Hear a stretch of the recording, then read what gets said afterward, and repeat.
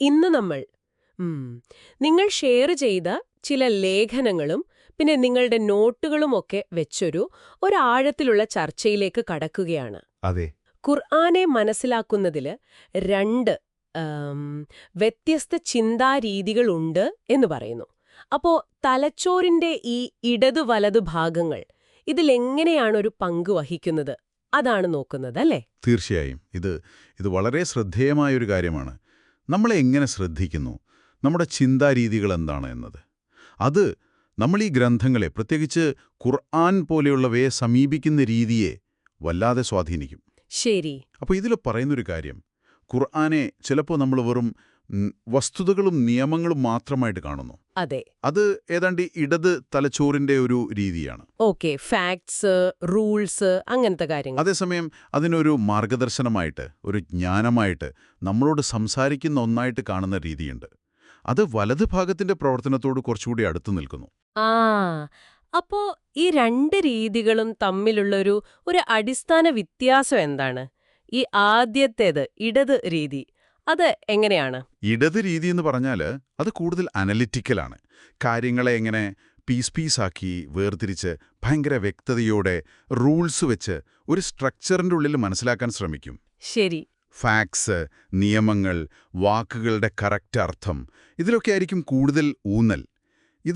ഇത് നല്ലതാണ്, ചില കാര്യങ്ങൾക്ക് ഇത് അത്യാവശ്യമാണ്.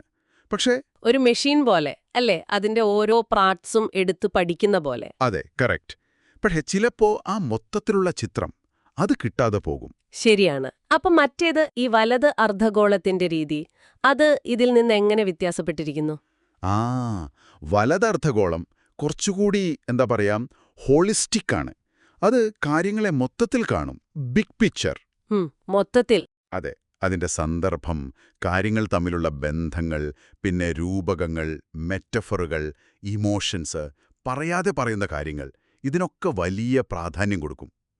ഓക്കെ. അതൊരു നിയമപുസ്തകം പഠിക്കുന്ന പോലെയല്ല, മറിച്ച് ഒരാളുമായിട്ടൊരു ഡീപ്പ് കോൺവെർസേഷൻ നടത്തുന്ന പോലെയാണ്. ലോകം എപ്പോഴും മാറിക്കൊണ്ടിരിക്കും, എല്ലാം കണക്റ്റഡ് ആണ് എന്നൊക്കെ ഒരു ഫീല് തരും. അപ്പോൾ ഈയൊരു വ്യത്യാസം നമ്മൾ ഖുർആൻ വായിക്കുമ്പോൾ എങ്ങനെയാണ് ബാധിക്കുന്നത്? നമ്മൾ ഇന്നത്തെ കാലത്ത് ഖുർആൻ വായിക്കുന്ന രീതിയെക്കുറിച്ച് ഒരു നിരീക്ഷണം ഈ കുറിപ്പുകളിലുണ്ടല്ലോ, അല്ലേ? ഉണ്ട്. അതായത് നമ്മളിൽ പലരും ഒരുപക്ഷെ അറിയാതെയോ മറ്റോ ഖുർആനെ സമീപിക്കുമ്പോൾ ഈ ഇടത് രീതിക്ക് കുറച്ച് കൂടുതൽ പ്രാധാന്യം കൊടുക്കുന്നുണ്ടോ എന്നൊരു ചോദ്യം വരുന്നുണ്ട്. ശരിയാണ്. നിയമങ്ങൾ, ഗ്രാമർ, ചരിത്രം. അതെ, അതൊക്കെ പ്രധാനപ്പെട്ടതാണ്. പക്ഷേ അതിൽ മാത്രം ശ്രദ്ധ കേന്ദ്രീകരിക്കുമ്പോൾ ഖുർആനിന്റെ ആ ഒരു ഹൃദയത്തോട് സംസാരിക്കുന്ന ആ ഒരു ആത്മീയമായ തലം അത് ചിലപ്പോൾ മിസ്സായി പോകുന്നുണ്ടോ? ഖുർആൻ തന്നെ അത് ചോദിക്കുന്നുണ്ടല്ലോ, അവർ ഖുർആനെക്കുറിച്ച് ചിന്തിക്കുന്നില്ലേ എന്ന്. പിന്നെ തീർച്ചയായും ഇതിൽ ഹൃദയമുള്ളവർക്ക് ഓർമ്മപ്പെടുത്തലുണ്ട് എന്നും പറയുന്നുണ്ട്. ശരിയാണ്. അപ്പോ ബുദ്ധി കൊണ്ട് മാത്രം പോരാ, ഹൃദയം കൂടി വേണം എന്നാണോ? അതെ. ഒരു ഹൃദയം കൊണ്ടുള്ള വായന കൂടി വേണം. ഇതിനുള്ള ഒരു ഉദാഹരണം വെച്ച് പറയാമോ, ഈ രണ്ട് രീതികളും തമ്മിലുള്ള വ്യത്യാസം കാണിക്കാൻ? ഒരുപക്ഷേ ആദം നബിയുടെയും ഇബ്ലീസിന്റെയും കഥ നല്ലൊരു ഉദാഹരണമാകുമോ? തീർച്ചയായും നല്ലൊരു ഉദാഹരണമാണ്. ഇപ്പോ ആദം ഇബ്ലീസ് കഥയെ നമ്മൾ ഈ ഇടത് രീതിയിൽ നോക്കിയാൽ അത് അനുസരണയുടെയും അനുസരണക്കേടിന്റെയും ഒരു ക്ലാസിക് കേസാണ്. ദൈവം കൽപ്പിച്ചു, ആദം അനുസരിച്ചു, പക്ഷെ പിന്നീട് തെറ്റുപറ്റി. ഇബ്ലീസ് നേരെ അനുസരിച്ചില്ല, നിയമം ലംഘിച്ചു, ശിക്ഷ കിട്ടി. വളരെ ക്ലിയർ കട്ട്. ശരിയാണ്. കാരണം, കാര്യം, ഫലം. അത്രയുള്ളൂ. അതെ. എന്നാൽ നമ്മൾ അതേ കഥയെ കുറച്ചുകൂടി വലതർദ്ധഗോളത്തിന്റെ കണ്ണിലൂടെ നോക്കിയാലോ? അപ്പോ എങ്ങനെ മാറും? അപ്പോ കഥയ്ക്ക് പുതിയ മാനങ്ങൾ വരും. ഇബ്ലീസിന്റെ ആ നിഷേധം അതൊരു വെറും നിയമലംഘനമായി കാണുന്നതിനു പകരം അവന്റെ ഉള്ളിലെ ആ അസുഖം, കിബിറ്, അഹങ്കാരം, അതിനെ കാണാൻ പറ്റും.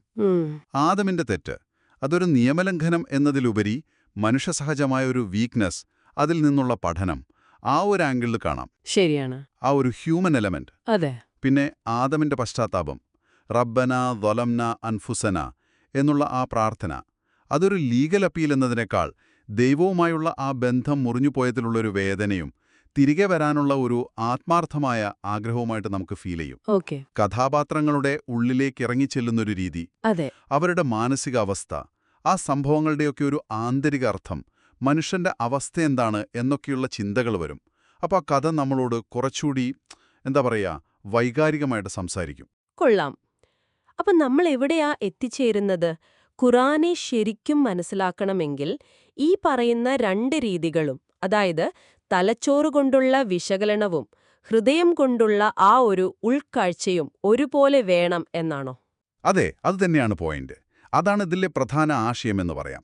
ഖുറാന്റെ ഘടന മനസ്സിലാക്കണം, ഭാഷ അറിയണം, നിയമങ്ങൾ പഠിക്കണം. അതിന് ആ ഇടതുഭാഗത്തിന്റെ കഴിവുകൾ വേണം. ശരി. പക്ഷേ അതേസമയം ആ മെസ്സേജിന്റെ ആഴം, അതിന്റെ കോണ്ടെക്സ്റ്റ്, അതിന്റെ ഭംഗി, അത് നമ്മളോട് പേഴ്സണലായിട്ട് എന്ത് പറയുന്നു എന്ന് മനസ്സിലാക്കാൻ അതിന് മറ്റു രീതി, വലതുഭാഗത്തിന്റെ ആ ഒരു ഉൾക്കാഴ്ചയും വേണം. ഇത് രണ്ടും കൂടി ചേരുമ്പോഴാണ് ആ വായന ഒരു കംപ്ലീറ്റ് എക്സ്പീരിയൻസ് ആവുന്നത്, ഒരു ട്രാൻസ്ഫോർമേറ്റീവ് അനുഭവമാവുന്നത്. അപ്പോൾ ഈ ചർച്ച കേൾക്കുന്ന നിങ്ങൾക്ക് ഒരുപക്ഷെ സ്വയം ചോദിക്കാവുന്നൊരു ചോദ്യമുണ്ട്.